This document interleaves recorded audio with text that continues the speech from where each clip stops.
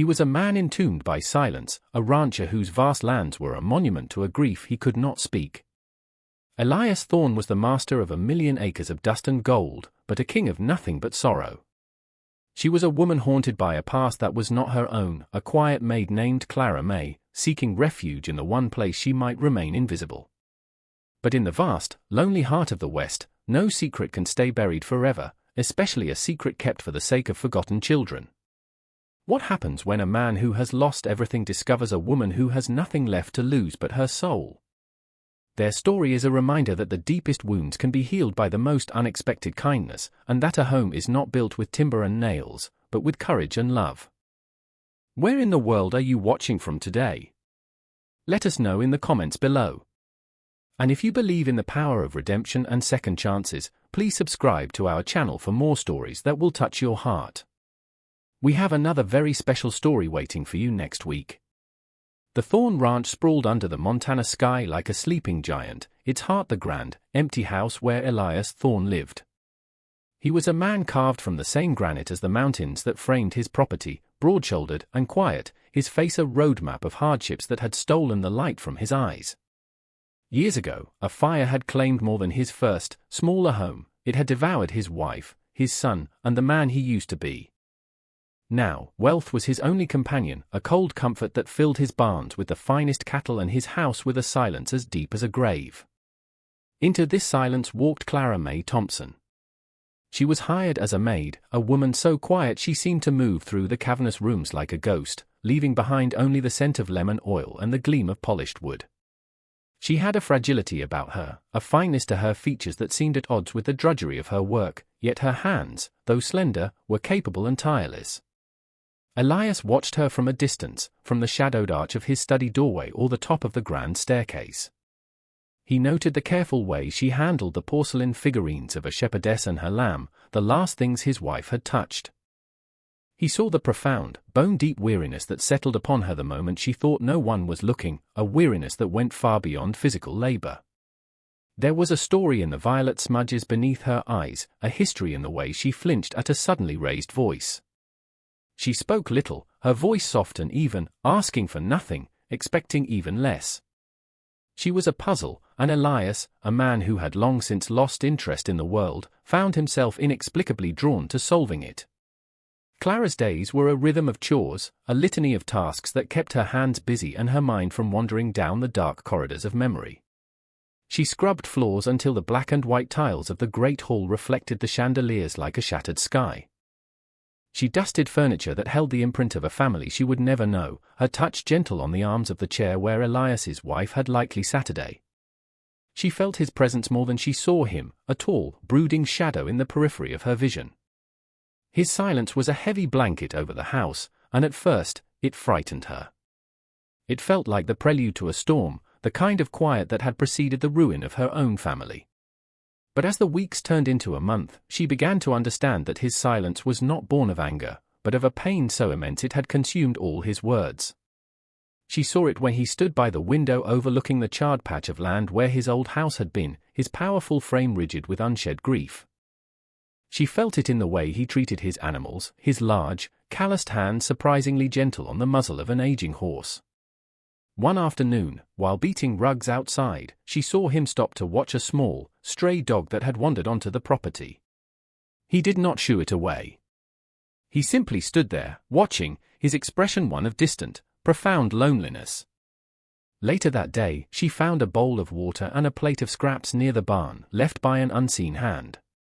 It was in these small, unspoken acts of kindness that she began to see the man beneath the millionaire rancher, the gentle heart still beating within the giant's chest. A strange, unspoken understanding began to weave itself between them, a fragile thread spun from their shared solitude. The day's heat had finally broken, surrendering to a cool evening breeze that rustled the cottonwoods along the creek. A storm was gathering in the west, the clouds piling up like bruised plums against the fading light. Clara finished her final task, wiping down the long mahogany dining table that had not seated more than one person for 5 years. She untied her apron, her movements methodical, her face pale with exhaustion. Elias watched from his study as she stepped out the back door, a small bundle tucked under her arm. He expected her to take the short path to the small, clean cabin he'd provided for her, nestled in a grove of aspens. It was the sensible thing to do, with the storm poised to break. But she didn't. She bypassed the path to her cabin entirely, her figure a slender silhouette against the darkening horizon as she headed west, toward the most forgotten and desolate corner of his massive property. A furrow deepened between Elias's brows.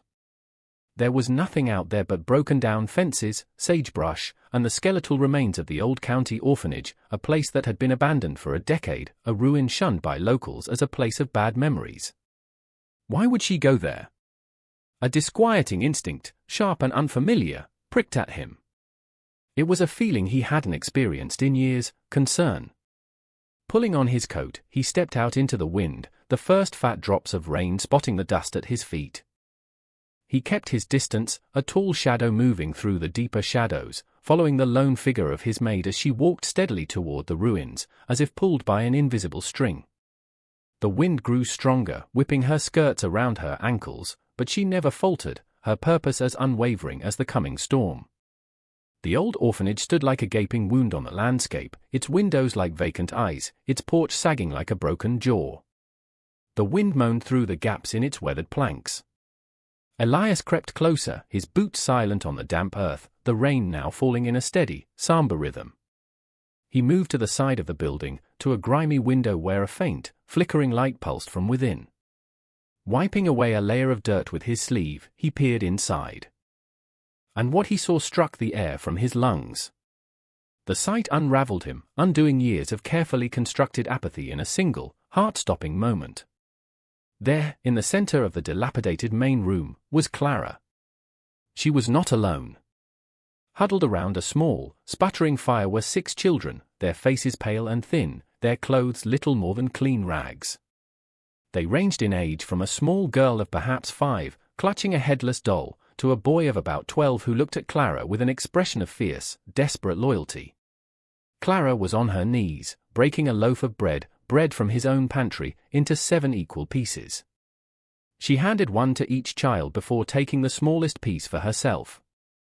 The bundle she had carried contained not her own meager possessions, but 2 patched blankets which she now draped over the shoulders of the youngest children. After they had eaten their scant meal, she gathered them close, and in the wavering candlelight, her soft voice filled the decaying room as she read from a worn, tattered book. It was a story about a brave knight. For a moment, Elias could not move. He was rooted to the spot, a witness to a scene of such desperate, profound love it felt sacred. His own loss crashed over him, the memory of reading to his own son, tucked into a warm bed in a safe house. Here, in this place of ruin, this quiet, resilient woman had created a fortress of care with nothing but her own meager wages and the sheer force of her will. The great, wealthy Elias Thorne, a man who had everything, felt a powerful, humbling shame. This woman, who had nothing, was giving everything she had. Elias stumbled back from the window, his mind a maelstrom of shock and a strange, fierce admiration. He retreated into the rainy darkness, his heart, which he had thought long dead and buried, beating a painful, unfamiliar rhythm against his ribs. He did not sleep that night. He sat in his vast, silent living room, the fire roaring in the hearth, and saw only the image of those small, hungry faces and Clara's gentle hands breaking bread. A storm of a different kind was breaking inside of him. His first instinct was to confront her, to demand an explanation. But what would he say? That she was trespassing? That she was stealing food to feed starving children? The thought shamed him to his core. He was a man of immense resources, living in opulent solitude while children starved in a ruin on the edge of his land. The injustice of it was a physical weight. So he chose a different path. The next morning, before the sun had even crested the mountains, he loaded a wooden crate with sacks of flour, potatoes, smoked hams, and tins of condensed milk from his own overflowing larder. Under the cover of the pre-dawn gloom, he carried the heavy crate to the dilapidated porch of the orphanage and left it there, retreating before anyone could stir. When Clara discovered the crate, her heart seized with terror. She was found out. She would be dismissed, cast out, and the children would have no one. She scanned the horizon, expecting to see the grim, accusing figure of the rancher. But there was no one. Only the silent, anonymous gift. The next day, a stack of thick wool blankets appeared. The day after that, a neatly chopped pile of firewood, enough to last for weeks. A silent conversation began between them, carried on the morning air. It was a language of provision and gratitude, of unspoken questions and answered needs. Clara began to feel a different kind of fear, a fragile, tentative hope that was almost more terrifying than despair.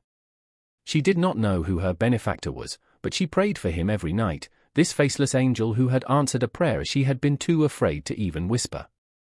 Weeks passed in this strange, silent communion.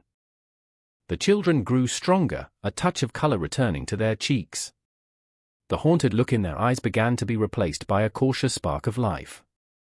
Inside the main house, Elias found himself observing Clara not as an employer, but as a man watching a woman he deeply respected.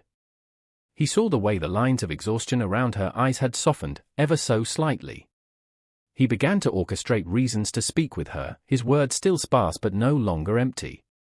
One afternoon, he found her in the garden, tending to his late wife's rose bushes, which had been neglected for years. "The fence line near the old county property needs checking," he said, his voice rusty from disuse. "The posts might be rotten." Clara looked up, her hand stilled in the soil. She searched his face, his gaze steady and direct. There was no accusation there, no anger. There was something else, something she couldn't name, a deep, resonant empathy. I would not know, sir," she stammered, her heart hammering. He held her gaze. "The children," he said, the word simple, direct. "Are they well?" Clara's breath caught in her throat. The secret was out, laid bare between them, not with a crack of thunder, but with the quiet fall of a leaf. Tears welled in her eyes, tears of fear and relief all at once. She could only nod, unable to speak past the lump in her throat. "Good," Elias said, his tone gruff, but his eyes soft. "A cold winter is coming. They will need a sound roof over their heads." He turned and walked away, leaving her standing amongst the roses, the unspoken truth finally blossoming in the space between them. The great wall of his isolation had been breached, not by force, but by a quiet woman's fierce and secret compassion. And for the first time, Clara felt that she had not just found a place of employment, but perhaps a place of safety. The fragile peace of their unspoken arrangement was shattered on a crisp autumn Tuesday by the arrival of a fine, black carriage, pulled by two perfectly matched horses that were entirely out of place amidst the ranch's rustic grit. The man who stepped out was as polished as his carriage. He was handsome in a severe, predatory way, dressed in an expensive city suit, his smile a flash of white that did not reach his cold, calculating eyes. His name was Silas Croft, and he was a ghost from the past Clara had prayed was long buried. When he saw her standing frozen on the porch, his smile widened. "Clara May," he said, his voice a silken threat. "It has been a long time. I almost didn't recognize you in that uniform." Clara felt the blood drain from her face.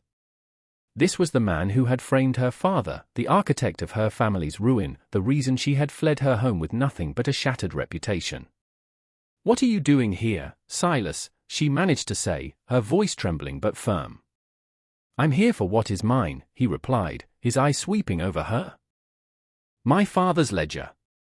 The one you stole when you ran away. It was my father's proof of your crimes," she retorted, her fear warring with a surge of old anger.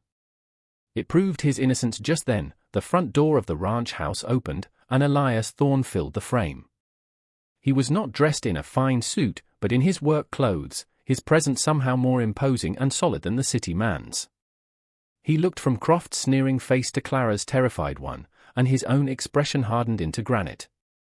"This is private property," Elias stated, his voice a low rumble. "State your business and be on your way." Croft sized Elias up, a flicker of disdain in his eyes. "This is a private matter between myself and your Maid. Anything that happens on my land, to my employee, is my business," Elias countered, taking a deliberate step forward to stand slightly in front of Clara. "Leave."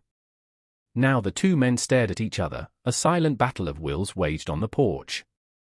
One man represented the corrupt, grasping world that had broken Clara, the other, the quiet, unyielding sanctuary she had just begun to find. With a final, venomous glare at Clara, Silas Croft turned on his heel, climbed back into his carriage, and departed, leaving a trail of dust and dread in his wake. Silas Croft was not a man to be easily deterred. 2 days later, he returned. This time, he was not alone. Beside him in his carriage sat the county sheriff, a portly man with a nervous expression who clearly felt beholden to the wealthy man at his side. They did not come to the main house. They drove directly toward the western edge of the property, to the crumbling orphanage. Elias, alerted by one of his ranch hands, mounted his horse and rode hard to intercept them, his heart pounding with a cold fury. He arrived to find a scene of utter despair. Croft stood before the orphanage, waving a piece of paper like a victory flag. Clara stood on the sagging porch, her body a shield in front of the 6 children who were huddled behind her, their eyes wide with terror. As I was explaining to the trespasser, Croft said with relish as Elias dismounted, "This is a legal notice of eviction. The county, in its wisdom, has deemed this structure a hazard and has sold the worthless plot of land to me for development. I am ordering you to remove these vagrants, Sheriff. They have 1 hour to vacate before my men begin demolition." The sheriff shuffled his feet, avoiding Elias's gaze. It's legal, Mr. Thorne. The deed is filed." Clara's face was ashen. This was it. The end. Her secret sanctuary was about to be destroyed, and the children she had sworn to protect would be cast out with nowhere to go. She looked at Elias, her eyes pleading, not for herself, but for them. All her running, all her careful secrecy, had led to this public, humiliating ruin. The world she had so painstakingly built in the shadows was about to be bulldozed into the dust by the very man who had destroyed her life once before. Croft smirked, enjoying her anguish. He had won. He would get the land, and he would crush the last remnants of the Thompson family's spirit in the process.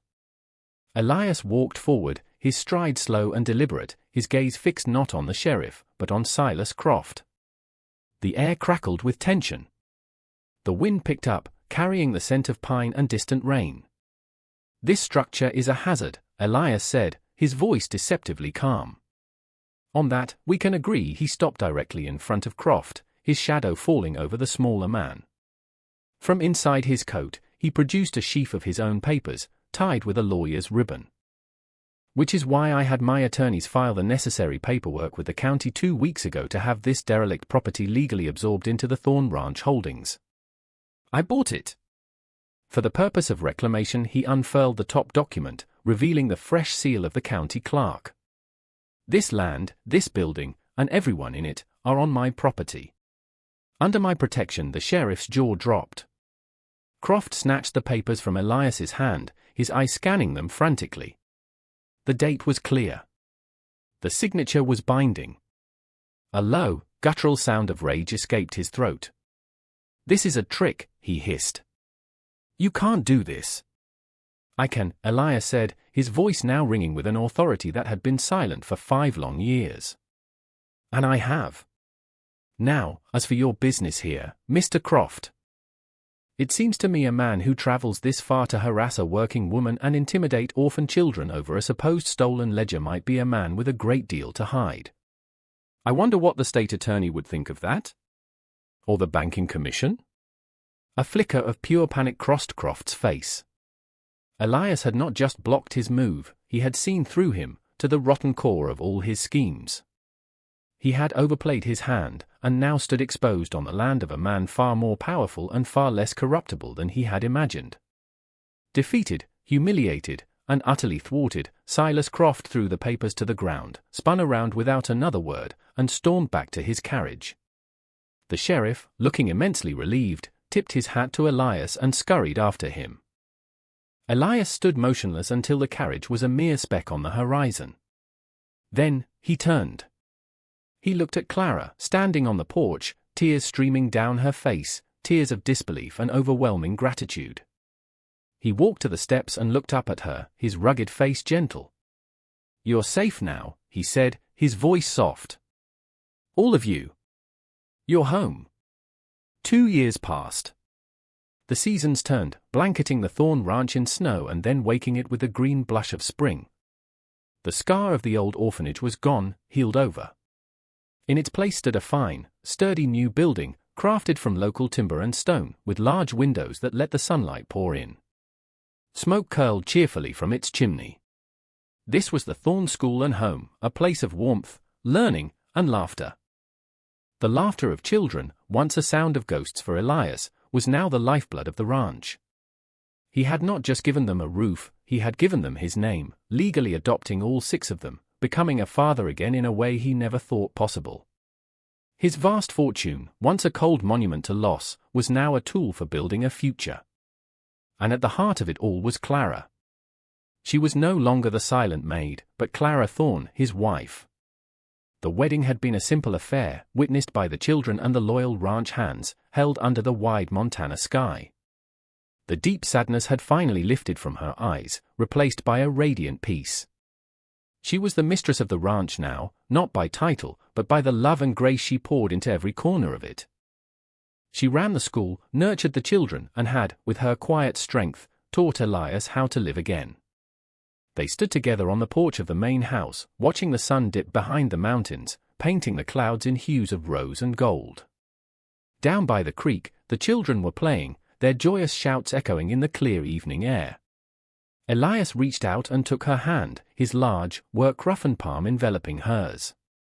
They did not need to speak. The silence between them was no longer an abyss of grief, but a shared space of profound understanding and contentment. He had followed his maid into the darkness of her secrets, and what he had discovered had changed everything. He had found a reason to rebuild, a purpose to protect, and a love that had led them both out of the ruins and into the light. The Thorne Ranch was no longer a kingdom of sorrow, it was a sanctuary of hope, a testament to the resilient power of the human heart to heal, to grow, and to build a home.